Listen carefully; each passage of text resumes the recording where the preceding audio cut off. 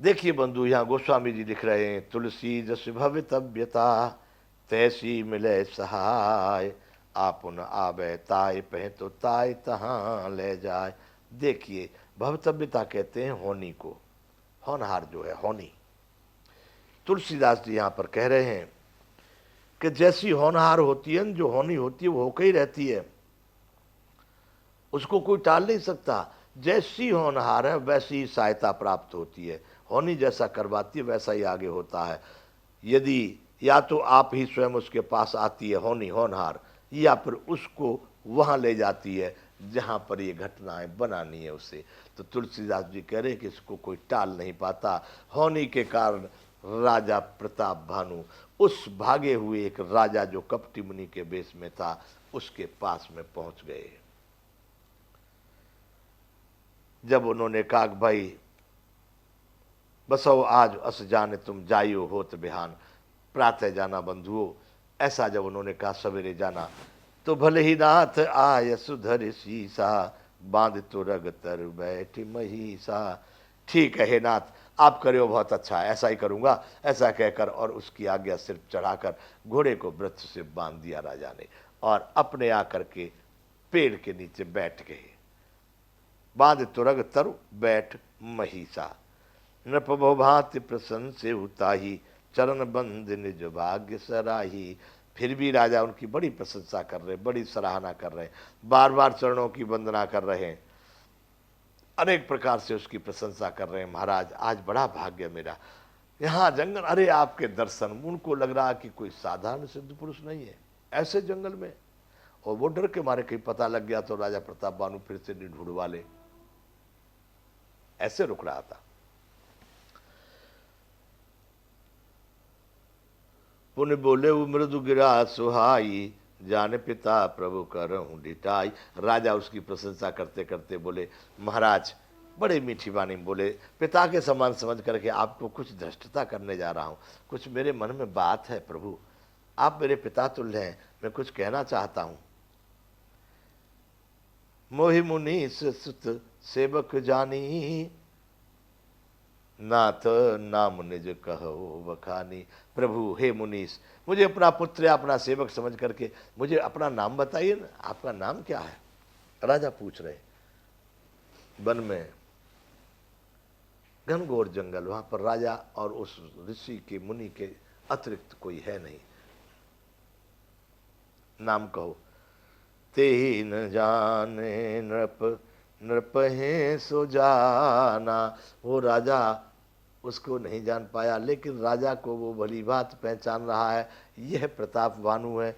भूप सुहृद सो कपट सयाना। यहाँ पर राजा बड़े सरल हृदय के हैं, बड़े सीधे हैं, और वो बड़ा कपटी है, बड़ा होशियार है, क्योंकि उसको मालूम है प्रताप भानु है। राजा सीधे सीधे एक भक्त के भाव से बात कर रहे, आज मैं किसी सिद्ध पुरुष के दर्शन में आ गया। बैरी पुण्य छत्री पुण्य राजा, छल बल की न चहे निज काजा। एक तो शत्रु है पुण्य छत्री, फिर वो राजा भी है, था तो सही राजा। छल बल कल जितने भी तकनीक हो, अपने कार्य को बनाना चाह रहा है वह कपटी मुनि के वेश में बैठा हुआ राजा। और राजा समझ रहा है उनको बड़े सिद्ध पुरुष ज्ञानी मुनि।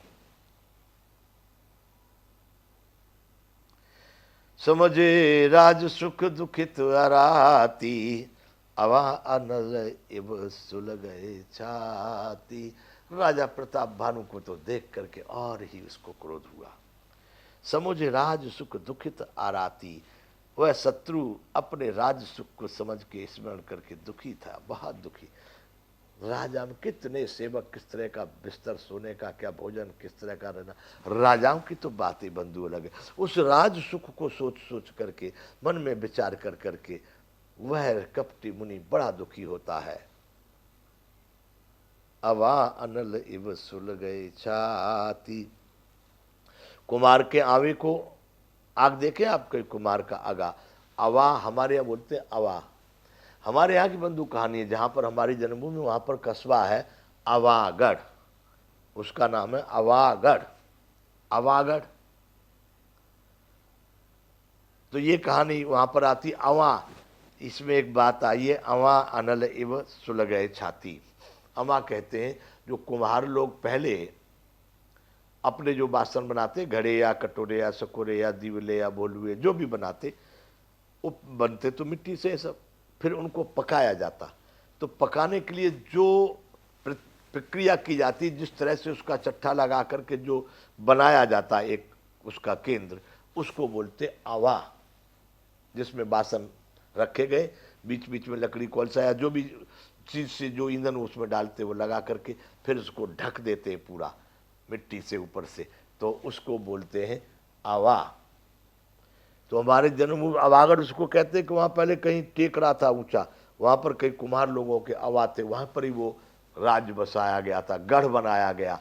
तो अवा कहते हैं जो कुम्हारों के बासन पकाने वाली जगह, उस पर बन गया किला, उसको कहने लगे अवागढ़। ऐसा मैंने सुना बंधु, मैं इस बात को कोई प्रमाणित नहीं करता, पर जो मैंने बड़े अपने जो वृद्धों से सुना वो बताई बात मैंने। अवा, इसकी अवा के साथ में अवागढ़ की याद आ गई, जन्मभूमि मेरी वहाँ है। तो उसमें बहुत तीव्र आग होती है जब बासन पकाए जाते हैं। तो यहाँ कह रहे हैं कि समुझ राज सुख दुखिता राती, वह बड़ा दुखी था राज्य के सुख को सोच सोच करके जो कपटी मुनि जंगल में। अवा अनल, अवा की जो आग होती है बड़ी तीव्र होती है, उसी की तरह से इतनी उसकी छाती जल रही थी प्रतिदिन कि मैं राज्य से वंचित हो गया इस प्रताप भानु के कारण। आज प्रताप भानु स्वयं वहां पहुंच गए। सरल बचन नृप के सुने काना, बयर संभारे हृदय हरसाना। राजा की बल्कुल सीधी और सच्ची सरल वाणी को सुन करके बड़ा वो जो है प्रसन्न हुआ, अपने कानों में सुना। बयर संभारे हृदय हरसाना, पिछली बैर को,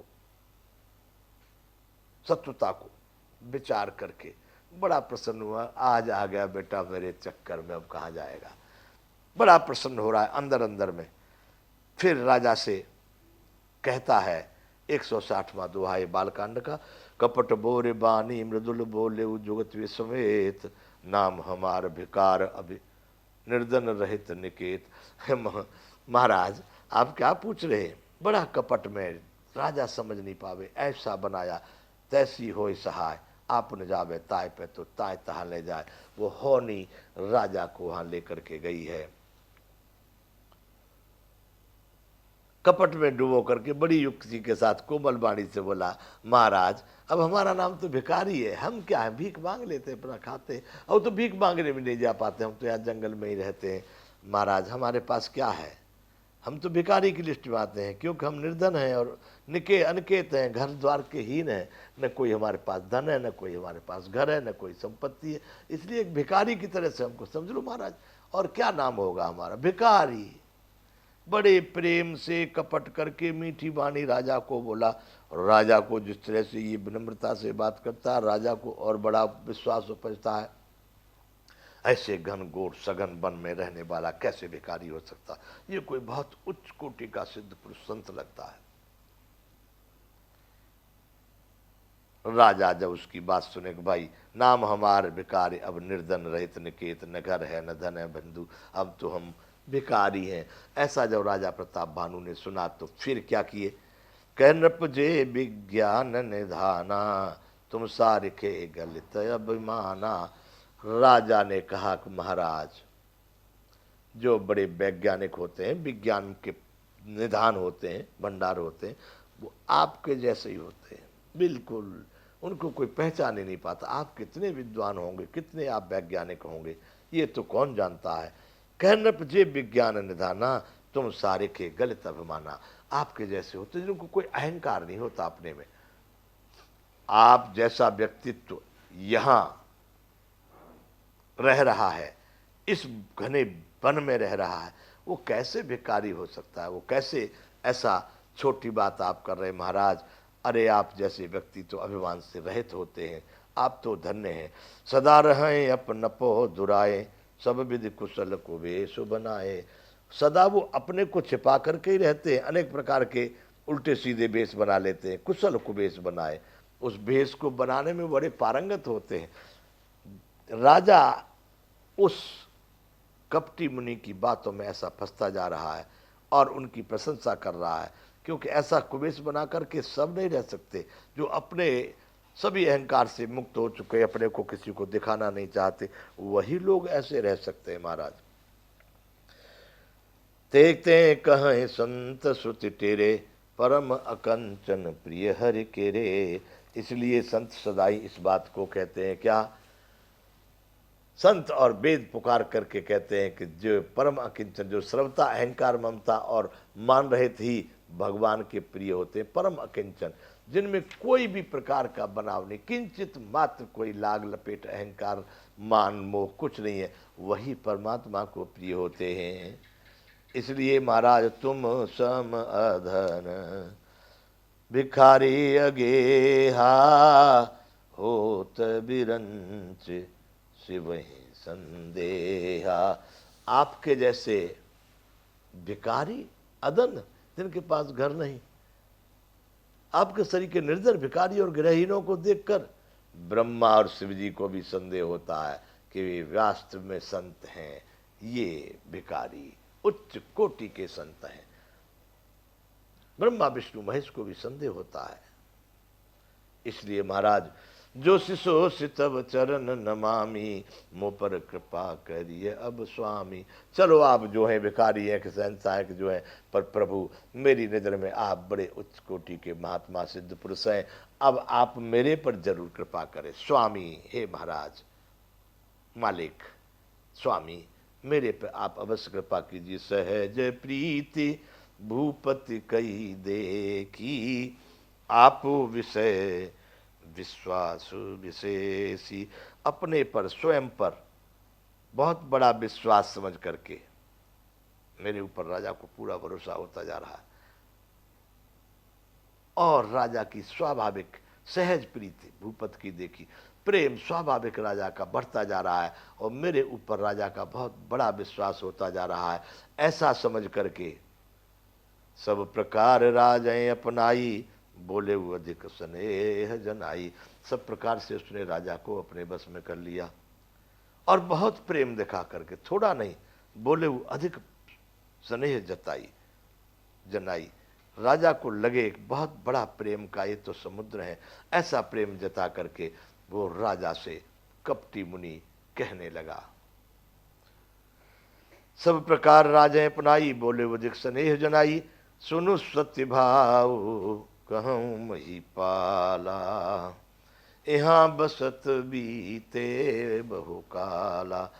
अब तुमको सत्य सत्य बताता हूँ राजा, अब मैं सत्य बात करता हूँ। हे महिपाल, तुम सुनो, क्या बता रहा हूँ कि यहाँ बसत बीते बहुकाला। मैं आज का यहाँ पर नहीं हूँ, अभी नहीं आ गया हूँ। तुम्हारा विचार ठीक ही है, तुम जो सोच रहे हो। तुम्हारे जैसे लोगों को देखकर ब्रह्मा विष्णु महेश को संदेह होता, अर्थात तुम तो ब्रह्मा विष्णु महेश से भी आगे वाले हो। ऐसा सुन करके, पूरा विश्वास जान करके राजा कहता, सुन सत्य भाव कहूँ महिपाला, यहाँ बसत बीते बहुकाला। राजा सुन लो, यहाँ पर बसते हुए मुझे बहुत समय हो गया है, बहुत काल बीत गया है।